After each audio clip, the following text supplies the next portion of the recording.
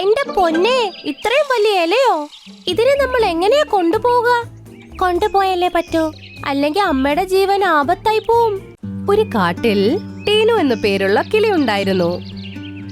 ചുന്നു മുന്നു അവളുടെ 2 പിള്ളേര്. ടീനു കാട്ടിൽ വൃത്തികെട്ട സ്വഭാവമുള്ള ഒരു കിളിയായിരുന്നു. അവളുടെ ചിന്തകൾ വളരെ വ്യത്യസ്തമായിരുന്നു.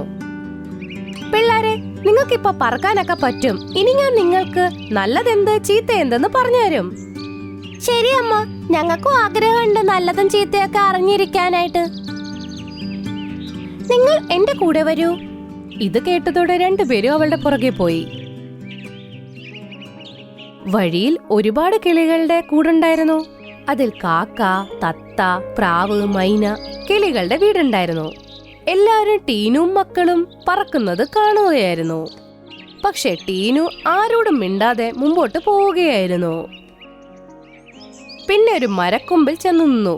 പിള്ളേരോട് പറഞ്ഞു, പിള്ളേരെ, ഇപ്പൊ വഴിയിൽ വെച്ച ഒരുപാട് പക്ഷികളെ കണ്ടു. ഞാൻ ആരോടും മിണ്ടിയില്ല. അതെന്താന്ന് വെച്ചാൽ, നമ്മളിപ്പോ ആരോടെങ്കിലും സംസാരിക്കുകയാണെങ്കിൽ ഒരു നാൾ അവരെ നമ്മൾ സഹായിക്കേണ്ടിയും വരും. പിന്നീട് നമുക്ക് പ്രശ്നത്തിനെ നേരിടേണ്ടി വരും. അത് നമുക്ക് നല്ലതല്ല. ഞങ്ങൾക്ക് മനസ്സിലായി അമ്മ. നമ്മൾ ആരോടും കൂട്ടുകൂടാൻ പാടില്ല, ആരെയും സഹായിക്കാനും പാടില്ല. വളരെ ശരി. ഇനി നിങ്ങൾ മുമ്പോട്ട് നോക്കൂ. 2 പേരും നേരെ നോക്കി. ഒരു മരത്തിന്റെ ചില്ലയിൽ ഒരു കൂട്ടിൽ മിൻകി പ്രാവ് ഉണ്ടായിരുന്നു. അവളുടെ അടുത്തൊരു ആപ്പിളും ഉണ്ടായിരുന്നു. എല്ലാ പക്ഷികളും കഷ്ടപ്പെട്ട് തന്നെയാണ് ആഹാരം കൊണ്ടുവരുന്നത്. പക്ഷെ എന്റെ ആഹാരം കണ്ടുപിടിക്കുന്നത് വ്യത്യസ്തമായ രീതിയിലാണ്. ഇത് പറഞ്ഞ് അവൾ അവരെ മനസ്സിലാക്കാൻ നോക്കി. അവൾ ആ മരത്തിന്റെ ചില്ലയിൽ ഒളിഞ്ഞിരുന്നു. എന്നിട്ട് ചുന്നു മുന്നു മിൻകി പ്രാവിന്റെ അടുത്ത് കരഞ്ഞുകൊണ്ട് അവര് പോയി. മിൻകി ചിറ്റേ, പെട്ടെന്ന് ഞങ്ങളുടെ കൂടെ വാ. അമ്മയുടെ ചിറകില് ഒരു മുറിവ് ഉണ്ടായിട്ടുണ്ട്. അമ്മ പറഞ്ഞു ചിറ്റേനെ പെട്ടെന്ന് തന്നെ വിളിച്ചോണ്ട് വരാൻ. അയ്യോ, അവൾക്ക് മുറിവുണ്ടോ? പാവം, ഭയങ്കരമായിട്ട് വേദനിക്കുണ്ടാവും. നിങ്ങൾ ഇവിടെ തന്നെ നിക്ക്. ഞാൻ ആ മലയുടെ മേലിൽ നിന്നും മുറിവിനുള്ള മരുന്ന് കൊണ്ടുവരാം. എന്നിട്ട് ഞാൻ നിങ്ങളുടെ കൂടെ നിങ്ങളുടെ കിളിക്കൂട്ടിന്റെ അവിടെ വരാം. ശരി ചിറ്റേ. മിൻകി പ്രാവ് നേരെ ആ മലയുടെ മുട്ടിൽ പോയി. ടീനു വന്ന് ആ ആപ്പിൾ എടുത്തിട്ട് അവളുടെ കൂട്ടിലേക്ക് കൊണ്ടുപോയി. അമ്മയും മക്കളും ചേർന്ന് ആ ആപ്പിൾ നന്നായി തിന്നു.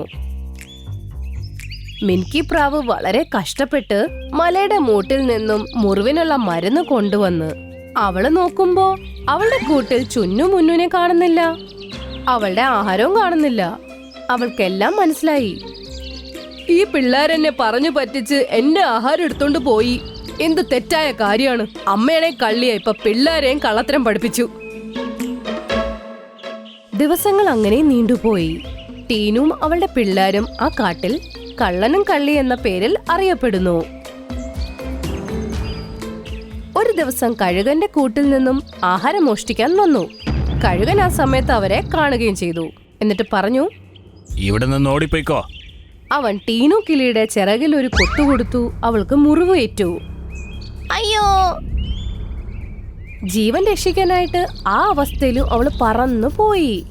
അവളുടെ കൂടെ എത്തുന്ന സമയം കൊണ്ട് തന്നെ മുറിവ് വലുതായിക്കൊണ്ടിരുന്നു. അയ്യോ പിള്ളേരെ, എനിക്ക് നല്ല വേദനിക്കുന്നു. എനിക്ക് കുറെ നേരത്തേക്ക് ഈ വേദന സഹിക്കാൻ പറ്റുമെന്ന് തോന്നുന്നില്ല. അമ്മ ഒട്ടും വിഷമിക്കണ്ട, ഞങ്ങൾ ആരെങ്കിലും സഹായത്തിന് ഇങ്ങോട്ട് കൊണ്ടുവരാം. അവര് 2 പേരും മിൻകി പ്രാവിന്റെ അടുത്ത് എത്തി.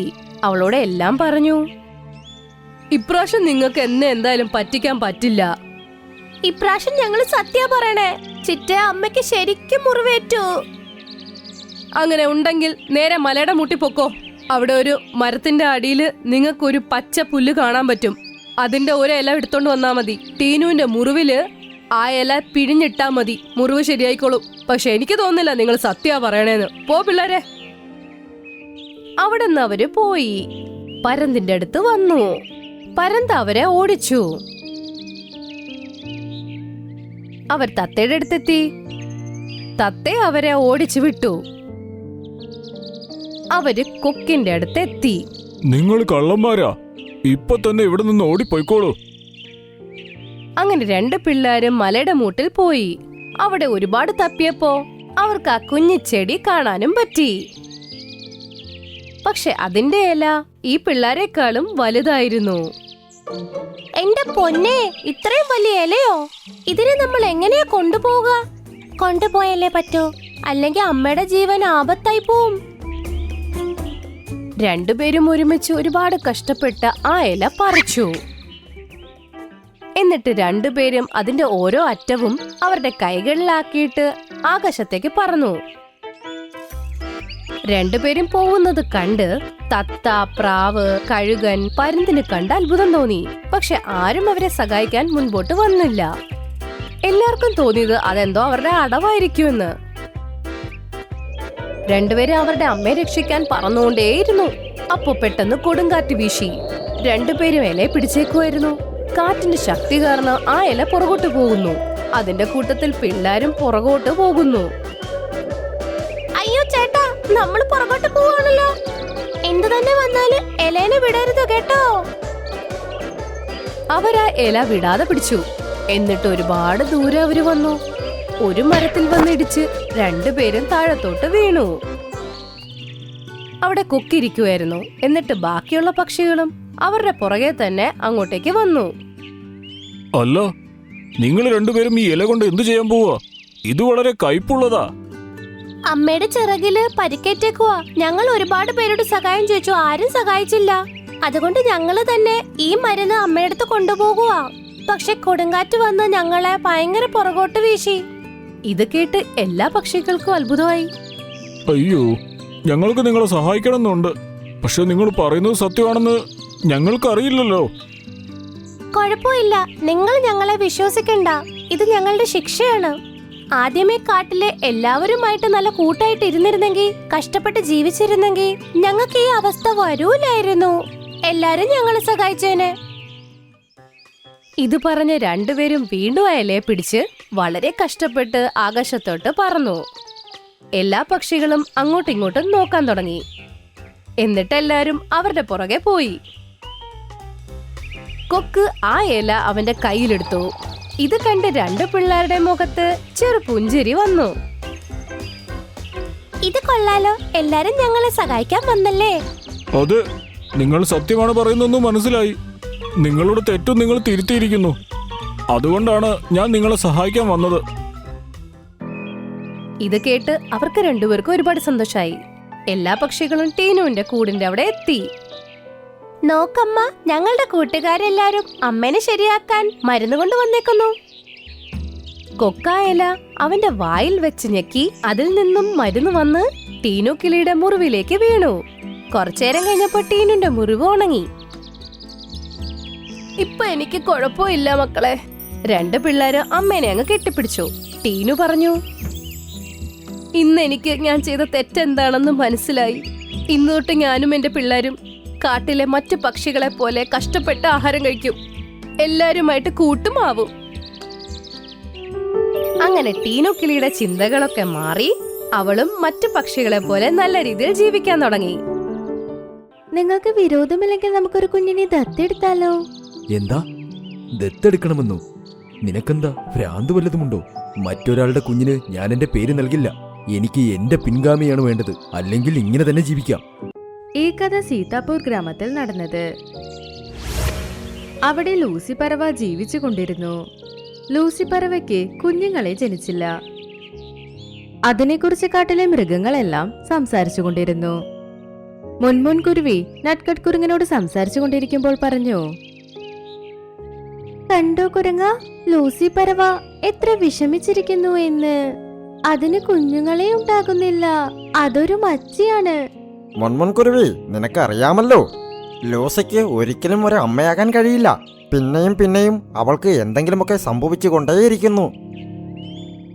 മറുവശത്ത് ലൂസി പറവ തന്റെ ഭർത്താവിനോട് പറഞ്ഞു, ഏട്ടാ, ഞാനും മറ്റു പറവകളെ പോലെ അമ്മയാവാൻ ആഗ്രഹിക്കുന്നു. എനിക്കും ഒരു കുഞ്ഞ് അമ്മയെന്ന് വിളിക്കാൻ ആഗ്രഹമുണ്ടാകില്ലേ? കുഞ്ഞിന്റെ സ്നേഹം എനിക്കില്ലേ? എനിക്ക് അത് അറിയാം ലൂസി. എന്നാൽ എന്ത് ചെയ്യാനാണ്? നമ്മൾ രണ്ടുപേരും എത്ര ശ്രമിച്ചതാണ്. എത്ര ഡോക്ടേഴ്സിനെ നമ്മൾ കണ്ടു. എന്നാൽ പ്രയോജനമുണ്ടായില്ലല്ലോ. നിങ്ങൾക്ക് വിരോധമില്ലെങ്കിൽ നമുക്കൊരു കുഞ്ഞിനെ ദത്തെടുത്താലോ? എന്താ, ദത്തെടുക്കണമെന്നോ? നിനക്കെന്താ ഭ്രാന്ത് വല്ലതുമുണ്ടോ? മറ്റൊരാളുടെ കുഞ്ഞിന് ഞാൻ എന്റെ പേര് നൽകില്ല. എനിക്ക് എന്റെ പിൻഗാമിയാണ് വേണ്ടത്, അല്ലെങ്കിൽ ഇങ്ങനെ തന്നെ ജീവിക്കാം. നിങ്ങൾക്ക് ഇതൊന്നും കുഴപ്പമില്ല. കാരണം നിങ്ങൾ രാവിലെ വീട്ടിൽ നിന്ന് പുറത്തു പോകും, പണിയൊക്കെ കഴിഞ്ഞിട്ട് വീട്ടിൽ വരും. ഞാൻ മാത്രമല്ലേ വീട്ടിൽ ഒറ്റയ്ക്കിരുന്ന് വിഷമിക്കുന്നത്. ലൂസി തന്റെ ഭർത്താവിന് മനസ്സിലാക്കാൻ ഒരുപാട് ശ്രമിച്ചു. പക്ഷെ അവളുടെ ഭർത്താവ് ഒന്നും കേട്ടില്ല. അവൻ അവന്റെ തീരുമാനത്തിൽ ഉറച്ചിരുന്നു. അവൻ ലൂസിയെക്കുറിച്ച് കുറച്ചു പോലും ആലോചിച്ചില്ല. ഒരു ദിവസം ലൂസി ഭക്ഷണം അന്വേഷിച്ചു പോകുമ്പോൾ വഴിയിൽ ഒരു മൂലയിൽ ഒരു മുട്ടയുള്ളത് ലൂസി ശ്രദ്ധിച്ചു. അത് കണ്ട് അവൾ അവിടെ നിന്നു. ആഹാ, ഈ മുട്ട ആരുടേത്? ഇനി കുറച്ചു സമയത്തിൽ ഈ മുട്ട പൊട്ടാൻ പോകുന്നു. ഇതിന്റെ അമ്മ എവിടെ പോയി? ശരി, അവരുടെ അമ്മ വരുന്നവരെ ഞാനിവിടെ ഇരുന്നത് നോക്കിക്കോളാം. ലൂസി പറവ ഒരുപാട് സമയം വരെ ആ മുട്ടയ്ക്ക് അടുത്ത് തന്നെ ഇരുന്നു. പക്ഷേ ഒരു പറവയും അവിടേക്ക് വന്നില്ല. ആ മുട്ട ഏകദേശം പൊട്ടുന്ന അവസ്ഥയിലുള്ളപ്പോൾ ലൂസി പറവ ചിന്തിച്ചു, ഞാൻ ഇത്ര നേരമായി കുഞ്ഞിന്റെ അമ്മയ്ക്ക് വേണ്ടി കാത്തിരിക്കുന്നു. പക്ഷേ ഇവിടെ ആരും വരുന്നില്ലല്ലോ. പക്ഷേ കുഞ്ഞിനെ അങ്ങനെ വിട്ടിട്ട് പോകാനും പറ്റില്ലല്ലോ. ഇപ്പൊ ഞാൻ എന്ത് ചെയ്യും? ശരി, ഇനിയും കുറച്ചു നേരം കാത്തിരിക്കാം. അങ്ങനെ ഇനിയും കുറച്ചു നേരം അവിടെ തന്നെ ഇരുന്നു. പക്ഷേ ആ കുഞ്ഞിന്റെ അമ്മ മാത്രം വന്നില്ല. ശരി, ഞാനൊരു കാര്യം ചെയ്യാം. ഈ കുഞ്ഞിനെ ഇങ്ങനെ വിട്ട് എനിക്ക് പോകാൻ പറ്റില്ല. അതുകൊണ്ട് എന്റെ കൂട്ടിൽ ഞാൻ ഇതിനെ കൊണ്ടുപോകാം. നാളെ രാവിലെ വന്ന് അവരുടെ അമ്മയോട് ഈ കാര്യം പറഞ്ഞാൽ മതി. ലൂസി ആ മുട്ടയെടുത്തുകൊണ്ട് അവളുടെ കൂട്ടിലേക്ക് പോയി. അന്ന് രാത്രി ആ മുട്ട പൊട്ടി അതിൽ നിന്നൊരു പറവ പുറത്തേക്ക് വന്നു. ആ കുഞ്ഞു പറവ ആദ്യം ലൂസിയുടെ മുഖമാണ് കണ്ടത്. അതുകൊണ്ടത് ലൂസിയെ അമ്മയായി കരുതി. ആഹാ, ഈ കുഞ്ഞ് എത്ര സുന്ദരിയാണ്. ഇത്ര ദിവസം ഇത്ര ഭംഗിയുള്ള കുഞ്ഞിനെ കണ്ടിട്ടില്ല. അയ്യോ, ഈ കുഞ്ഞിനെ ആരുടെ കണ്ണും തട്ടരുത്. ലൂസി ആ കുഞ്ഞിന്റെ അമ്മ ആരാണെന്ന് ദിവസവും അന്വേഷിച്ചു കൊണ്ടിരുന്നു. പക്ഷെ അതിന്റെ ശ്രമത്തിന് ഒരു ഫലവും കിട്ടിയില്ല. അത് കഴിഞ്ഞ് ലൂസി പറവ ആ പറവയെ നന്നായി നോക്കാൻ തുടങ്ങി. അതതിന്റെ മനസ്സിൽ ചിന്തിച്ചു, ഒരുപക്ഷെ ഇത് ദൈവത്തിന്റെ തീരുമാനമോ? ഈ കുഞ്ഞിന്റെ അമ്മയാവണമെന്ന്, ഈ കുഞ്ഞിനെ നന്നായി നോക്കണമെന്ന്. ദൈവമേ, നിങ്ങൾ എന്റെ ആഗ്രഹം നിറവേറ്റി. നിങ്ങൾക്ക് ഒരുപാട് ഒരുപാട് നന്ദി ദൈവമേ. ലൂസി ആ കുഞ്ഞിന് ദേവതയെന്ന് പേരിട്ടു. അവളെ നന്നായി നോക്കാൻ തുടങ്ങി. കുറച്ചു നാൾക്ക് ശേഷം അവളുടെ ഭർത്താവ് വന്നു. അയ്യോ, ഇത് ആരുടെ കുഞ്ഞാണ്? ലൂസി, ഇത് ആരുടെ കുഞ്ഞാണ്? ഇത് നമ്മുടെ കുഞ്ഞാ. എത്ര ഭംഗിയുണ്ടല്ലേ കുഞ്ഞ്. എനിക്ക് നോക്കിക്കൊണ്ടിരിക്കാൻ തോന്നുന്നു. ലൂസി, നിനക്കെന്താ ഭ്രാന്തായോ? പെട്ടെന്ന് നിനക്ക് എവിടെ നീ കുഞ്ഞിനെ കിട്ടി? സത്യം പറ, ഈ കുഞ്ഞിനെ നീ എവിടെ നിന്നും കൊണ്ടുവന്നതാ? നിങ്ങൾ എന്താ ഇങ്ങനെയൊക്കെ പറയുന്നേ? ഇത് ദൈവം എനിക്ക് തന്ന വരം. ഞാൻ കുറച്ചു ദിവസം മുൻപ് ഭക്ഷണം അന്വേഷിച്ചു പോയി.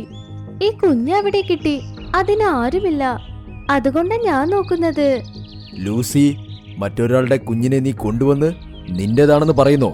നിനക്ക് ലജ്ജ തോന്നുന്നില്ലേ? ഈ കുഞ്ഞിനെ വളർത്തുകയും ചെയ്യുന്നു. ഈ കുഞ്ഞിനെ ആരുടെ കുഞ്ഞെന്ന് പറയുന്ന എത്ര ധൈര്യമാണ്. ഇത് എന്റെ കുഞ്ഞാ. ആ ചെറിയ കുരുവി അവിടെ നിന്നെല്ലാം നോക്കിക്കൊണ്ടിരുന്നു. പിന്നെ അമ്മയുടെ പുറകിൽ ചെന്ന് അതൊളിഞ്ഞു. ഹേയ്, നീ എവിടെയാ ഒളിക്കുന്നത്? വാ, എന്റെ കൂടെ വാ. നിന്നെ വെളിയിൽ വിട്ടിട്ട് വരാം. ഇത് ആരുടെ കുഞ്ഞാണെന്നേ അറിയില്ല. ആരുടെ തലമുറയാണോ ഇങ്ങനെ അനാഥയായി ഉപേക്ഷിച്ചിരിക്കുന്നല്ലോ. നിങ്ങൾ എന്റെ കുഞ്ഞിനെ തൊട്ട് അത്ര തന്നെ.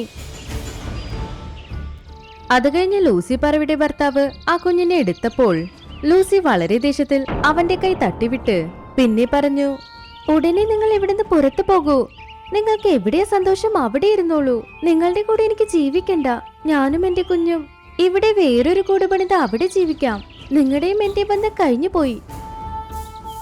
ലൂസി പറവ അവിടുന്ന് തന്റെ കുഞ്ഞിനെ എടുത്തുകൊണ്ട് വേറെ എവിടേക്കോ പോയി. അത് കഴിഞ്ഞ് അതിന്റെ പുതിയ കൂട് അത് പണിതു. മാ, നിങ്ങൾ എന്റെ അമ്മയല്ലേ? അവിടെ അദ്ദേഹം പറഞ്ഞു നിങ്ങൾ എന്റെ അമ്മയല്ലെന്ന്. നിങ്ങൾ സത്യത്തിൽ എന്റെ അമ്മയല്ലേ? ഇവിടെ നോക്കുമോളെ, നീ അതിനെ കുറിച്ച് ചിന്തിക്കണ്ട. നീ എന്റെ മോളാണ്. ഞാനാണ് നിന്റെ അമ്മ. നിന്നെ എന്നിൽ നിന്ന് ആർക്കും പിരിക്കാൻ കഴിയില്ല. അത് കഴിഞ്ഞ് ലൂസി പറവ തന്റെ ഭർത്താവിനോട് തിരിച്ചു പോയതേയില്ല. അവൾ അവളുടെ കുഞ്ഞിനെ വളരെ നന്നായി നോക്കി. എപ്പോഴും ആ കുഞ്ഞിനെ വളരെ സുരക്ഷിതമായി വളർത്തി. ആ കുഞ്ഞും തന്റെ അമ്മയോട് വളരെ സ്നേഹത്തിലായിരുന്നു. ഇപ്പൊ അത് ലൂസിക്ക് ഒരുപാട് കാര്യങ്ങൾ ചെയ്തു കൊടുത്തു. ലൂസിയും അവൾക്ക് എപ്പോഴും ഒരു കുറവും വരുത്തിയതേയില്ല.